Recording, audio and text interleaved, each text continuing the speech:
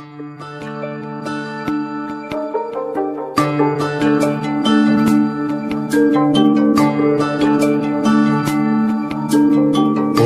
नमस्ते गणपतये त्वमेव प्रत्यक्षं तत्त्वमसि त्वमेव केवलं कर्तासि त्वमेव केवलं धर्तासि त्वमेव केवलं हर्तासि त्वमेव सर्वं खल्विदं ब्रह्मासि त्वं साक्षादात्मासि नित्यं त्रितं वच्मि सत्यं वच्मि अवत्वं मा अववक्तारम् अवश्रोतारम् अवदातारम् अवधातारम् अवानुचानम् अवशिष्यम्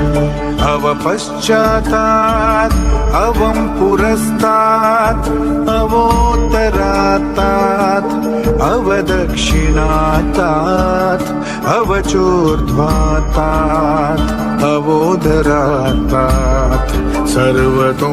मां पाहि पाहि समन्तात् त्वं वाङ्मयस्त्वं चिन्मयः त्वमानन्दमयस्त्वं ब्रह्ममयः त्वं सच्चिदानन्दाद्वितीयोऽसि त्वं प्रत्यक्षं ब्रह्मासि त्वं ज्ञानमयो विज्ञानमयोऽसि सर्वं जगदिदं त्वत्तो जायते सर्वं जगदिदं त्वत्तस्तिष्ठति सर्वं जगदिदं त्वयि लयमीष्यति सर्वं जगदिदं त्वयि प्रत्येति त्वं भूमिरापो नलो निलो नभः त्वं चत्वारि वाक्पदानि त्वं गुणत्रयातीतः त्वम् अवस्थात्रयातीतः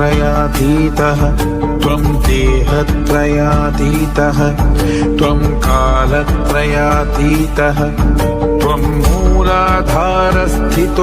नित्यं त्वं शक्तित्रयात्मकः त्वं योगिनो ध्यानन्ति नित्यं त्वं ब्रह्मा त्वं विष्णुस्त्वं रुद्रस्त्वम् इन्द्रस्त्वम् अग्निस्त्वं वायुस्त्वं सूर्यस्त्वं चन्द्रमास्त्वं ब्रह्मा भूर्भुवः सुवरो गणादीं पूर्वमुच्चार्य वर्णादींस्तदनन्तरम् अनुस्वारः परतरः अर्धेन्दुलसितं तारेण रुद्रम् एतत्त्वमनुस्वरूपम् गकारः पूर्वरूपम् अकारो मध्यमरूपम् अनुस्वारश्चान्तयरूपम् बिन्दुरुत्तररूपम् नादः संधानम् संहिता संधिः सैषा गणेशविद्या गणनायक ऋषिः निश्चृद्गायत्री छन्दः गणपतिदेवता ॐ गङ्गणपतये नमः एकदन्ताय विद्महे वक्रतुण्डाय धीमहि तन्नो दन्तिः प्रचोदयात् एकदन्तं चतुर्हस्तं पाशमङ्कुशधारिणं रदं च वरदं हस्तैर्बिभ्राणं मूषकध्वजं रक्तं लम्बोदरं शूर्पकर्णकं रक्तवाससं रक्तगन्धानुलिप्ताङ्गं रक्तपुष्पैः सुपूजितम्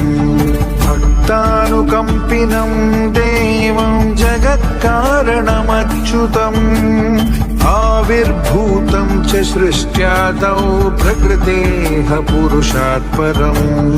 एवं ध्यायति यो नित्यं स योगी योगिनां वरः नमो व्रातपतये नमो गणपतये नमः प्रमदपतये नमस्ते लम्बोदरायैकदन्ताय विघ्ननाशिने शिवसुताय वर्धमूर्तये नमः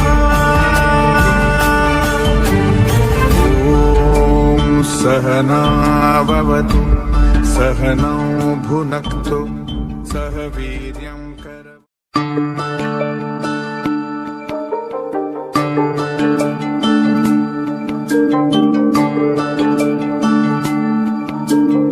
ॐ नमस्ते गणपतये त्वमेव प्रत्यक्षं तत्त्वमसि त्वमेव केवलम्